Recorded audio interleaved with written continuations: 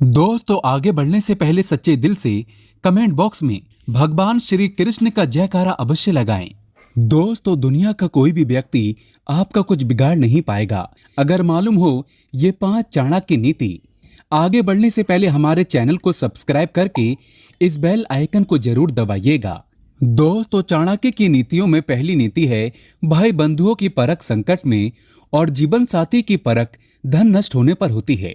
यानी कि जब भी हम परेशानी में हो और कोई दोस्त हमें सहारा दे तो वही हमारा सच्चा मित्र है।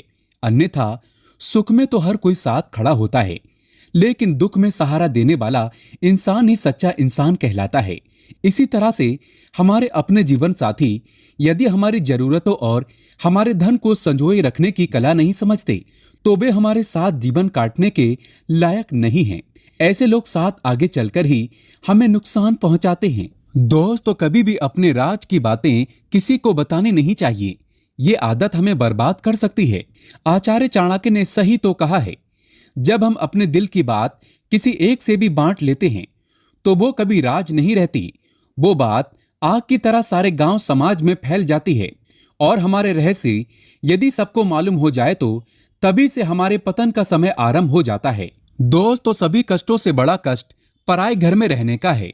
इतिहास गवाह है इस बात का कि मनुष्य अपने खुद की वस्तु पर ही हक जता सकता है, अन्यथा दूसरे की वस्तु इस्तेमाल करने से वो एहसानमंद हो जाता है। किसी भी व्यक्ति को बहुत ज्यादा ईमानदार नहीं होना चाहिए, क्योंकि बहुत ज्यादा ईमानदार व्यक्ति को ही सबसे ज्यादा कष्ट उठाने पड़ते हैं। आचार्य की इस बात को हम उदाहरण सहित समझा सकते हैं। जंगल में काफी सारे पेड़ होते हैं, लेकिन क्या आप जानते हैं कि पेड़ काटने वाले सबसे पहले किस पेड़ को काटते हैं? वो पेड़ जो देखने में मजबूत हो और सीधा हो उसे सबसे पहले काटा जाता है, क्योंकि उसे काटने में कोई समस्या नहीं होती। इसी प्रकार से मनुष्य का स्वभाव भी है, जो सबसे ज्यादा सीधा और ईमानदार होता है। लोग उसी को अधिक कष्ट देते हैं, क्योंकि ये जानते हैं कि चालाक इंसान उनकी बुरी भावनाओं को समझ ही जाएगा। दोस्तों, हर मित्रता के पीछे कुछ स्वार्थ जरूर होता है।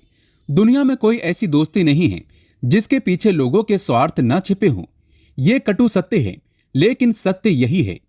आचार्य चाणक्य के इन वचनों का बहिष्कार सभी करते हैं, क्योंकि जो सच्चे मित्र होते हैं वो इस बात को मानते नहीं हैं। लेकिन यदि इस वचन को गहराई से समझा जाए तो इसमें सकारात्मक खोज भी छिपी है।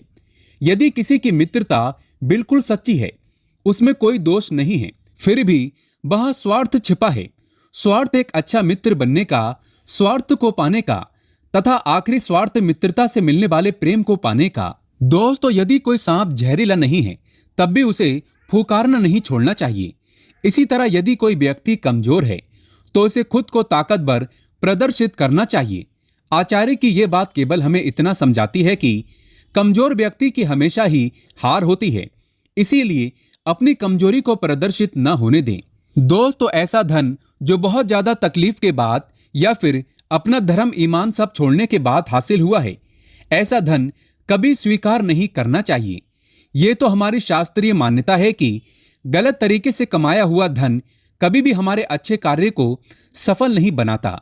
ये हमारी बर्बादी का सबब ही बनता है। जो बीत गया सो बीत गया।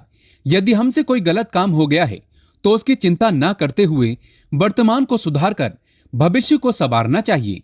जीवन की सफलता इसी वचन में छिपी है।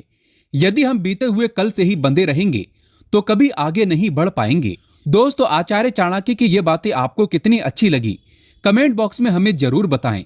एक लाइक तो बनता है।